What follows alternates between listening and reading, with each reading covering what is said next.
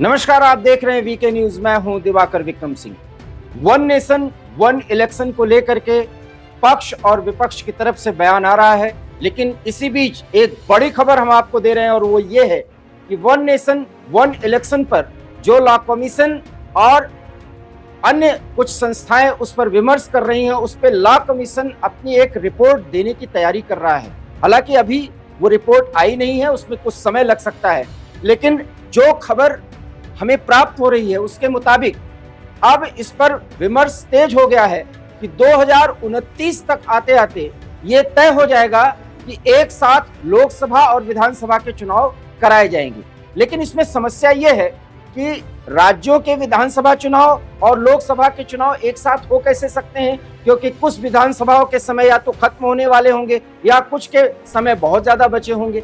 इसके लिए law commission एक तरीका निकाल रहा है और वो ये है कि कुछ राज्यों के बढ़ाए जा सकते हैं समय सीमा उनके कार्यकाल के जो सरकार होगी, और कुछ के घटाए जा सकते हैं, और इसके लिए एक सहमति बनाई जाएगी और उस पर बाकायदा रिपोर्ट में उसका जिक्र होगा। उसके बाद सरकार उस पर विमर्श करके और उस पर एक कानून बनाएगी। लेकिन सवाल यह है कि लॉ कमीशन जो अपनी रिपोर्ट दे रहा है उसमें अब सरकार की तरफ से, अर्थात केंद्र सरकार की तरफ से कह दिया गया है कि स्थानीय निकायों के चुनाव भी, लोकसभा, विधानसभा और स्थानीय निकाय चुनाव, ये तीनों एक साथ कराए जाएं। और इस पर लॉ कमीशन अब काम कर रहा है, क्योंकि स्थानीय निकायों के चुनाव को जब जोड़ा जाएगा तो उसमें कुछ मुश्किलें आ रही हैं। इसीलिए लॉ कमीशन अभी अपनी फाइनल रिपोर्ट नहीं दे रहा है। जैसा कि आप जानते हैं, पूर्व राष्ट्रपति कोविंद के अध्यक्षता में भी एक कमेटी काम कर रही है एक साथ चुनाव कराने को लेकर के, वन नेशन वन इलेक्शन पर, और वो सभी राजनीतिक दलों से बातचीत कर रहे हैं। यहाँ तक कि भारतीय जनता पार्टी के नेताओं से और संगठन के प्रमुख से भी उनकी बात हुई है, जिसमें जेपी नड्डा भी शामिल हुए थे। कांग्रेस के भी नेताओं से और अन्य दलों के नेताओं से बातचीत हो रही है। उनकी भी अपनी एक राय होगी और इस राय को मिलाकर के पूर्व राष्ट्रपति कोविंद की अध्यक्षता में जो समिति बनी है, जो कमेटी बनी है, वो अपनी रिपोर्ट देगी और उसके बाद लॉ कमीशन की जो रिपोर्ट आएगी उसको मर्ज किया जाएगा और फिर एक बीच का रास्ता निकाल करके एक साथ चुनाव कराए जाने को पूरी तरह से सुनिश्चित किया जाएगा। खबर यह है कि 2029 तक, अभी 2024 का जो चुनाव आने वाला है, इसमें यह संभव नहीं है, क्योंकि ये जटिल और लंबी प्रक्रिया है।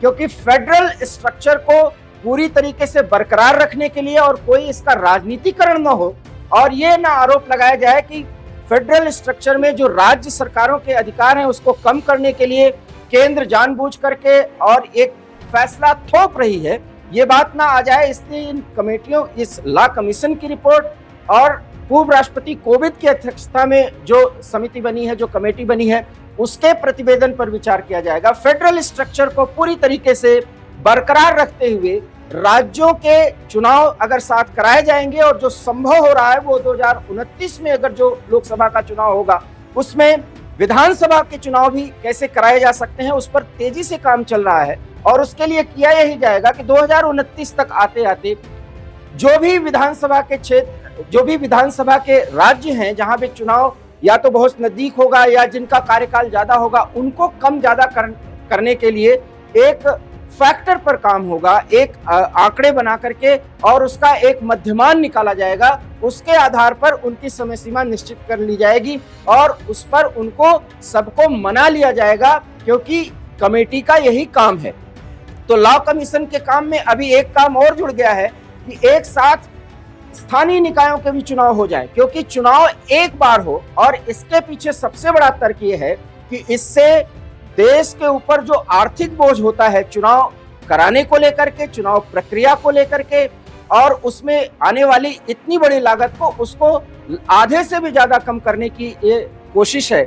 और उस कोशिश और कवायद में सभी पार्टियों के नेताओं से और बुद्धिजीवियों से पूरी बातचीत होगी, और बातचीत करने के बाद ये जो रिपोर्ट देंगे, लॉ कमीशन की जो रिपोर्ट आएगी और रामनाथ कोविंद की अध्यक्षता में जो कमेटी काम कर रही है, उसके जो बातें होंगी, उससे एक बीच का रास्ता निकालने की कोशिश की जाएगी। लेकिन खबर यही है कि 2029 में आप देखेंगे, अगर आप देश के मतदाता हैं तो एक साथ एक ही मतदान केंद्र में आप जाएंगे और इन तीनों के लिए आप एक साथ वोट कर पाएंगे। इसकी बड़ी तैयारी हो रही है और इस पर काम भी आगे बढ़ चुका है। अब ये तय है कि वन नेशन वन इलेक्शन एक जमीनी हकीकत बनने जा रहा है भारत का जहां तक संदर्भ है, और फेडरल स्ट्रक्चर को बनाने के लिए और उसको बचाने के लिए और चुनाव में जो खर्च होते हैं उसको बहुत ज्यादा कम करने के लिए एक बड़ी कवायद है। और इसके लिए सभी राजनीतिक दलों को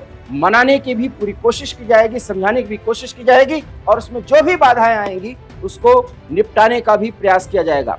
बहरहाल, आप क्या इससे सहमत हैं कि वन नेशन वन इलेक्शन के तहत एक साथ स्थानीय निकाय चुनाव से लेकर के लोकसभा के चुनाव कराए जाएं?